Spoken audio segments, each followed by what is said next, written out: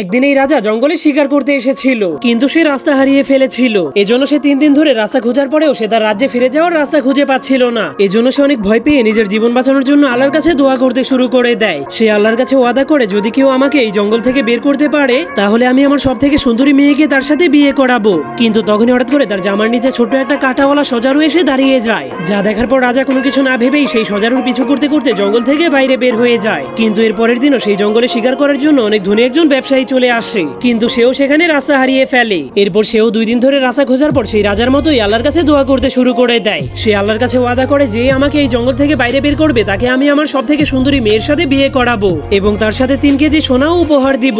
কিন্তু সেই ওয়াদাটা করলেই সেই সজারুটা আবারও তার কাছে চলে আসে। তখন সে ওই ব্যবসায়ীকে বলে, আমি আপনাকে এই জঙ্গল থেকে বের করতে পারবো। যা শোনার পর ব্যবসায়ী নিজের জীবন বাঁচানোর জন্য কোনো কিছু না ভেবেই সেই সজারুর কথায় রাজি হয়ে যায়। এজন্য সজারু তাকে সেই জঙ্গল থেকে বের হতে সাহায্য করে। কিন্তু একদিন একজন বৃদ্ধ গরিব লোক সেই জঙ্গলে কাট কাটতে এসে দুর্ভাগ্যবশত সেই জঙ্গলে হারিয়ে যায়। তার কাছে টাকা পয়সা ধন সম্পদ কিছুই ছিল না। তবুও সে আল্লাহর কাছে দোয়া করতে শুরু করে, যদি কেউ আমাকে এই জঙ্গল থেকে বাইরে বের করতে পারে তাহলে আমি তাকে আমার নিজের ছেলের মতো আদর করব এবং ভালোবাসবো। যা শোনার পর আবারও সেই সজারুটা এসে সেই গরিব লোকটাকেও জঙ্গল থেকে বের হতে সাহায্য করে। এর কিছুদিন পরেই শীতকাল চলে আসে। এজন্য সজারুটা সেই গরিব লোকটার বাড়িতে গিয়ে দরজা ধাক্কাতে শুরু করে দেয়। এরপর বৃদ্ধ লোকটা দরজা খোলার পর সেই সজারুটাকে দেখে অনেক খুশি হয়ে যায়। এরপর তার বউ সজারুটার জন্য একটা গরম বিছানা তৈরি করে সজারুটাকে ঘুম পাড়িয়ে দেয়। কিন্তু পরের দিন খাবার খাওয়ার সময় সজারুটা বৃদ্ধ লোকটাকে বলে, আমি আপনার কাছে কালো একটা মোরগ এবং ছোট্ট একটা লাগাম চাই। এরপর বৃদ্ধ লোকটা সেগুলোকে নিয়ে আসলে সজারুটা লাগামটাকে মোরগের উপরে লাগিয়ে দেয়। এরপর লাফ মেরে মোরগের পিঠে বসে মোরগটাকে ঘোড়ার মতো চালাতে শুরু করে দেয়। তখন কালো মোরগটা সজারুটাকে সেই ধনী ব্যবসায়ীর বাড়িতে নিয়ে যায়। কিন্তু তখনই সেই ব্যবসায়ীর কুকুরটা এই আজব জিনিসগুলোকে দেখে ভয় পেয়ে তার ঘরের মধ্যে লুকিয়ে যায়। কিন্তু এরপর সেই ব্যবসায়ী সেই সজারুটাকে দেখার পর আকাশ ভেঙে তার মাথায় পড়ে যায়। কিন্তু তবুও সে তার ওয়াদা রক্ষা করার জন্য তার মেয়েদেরকে ডেকে আনে।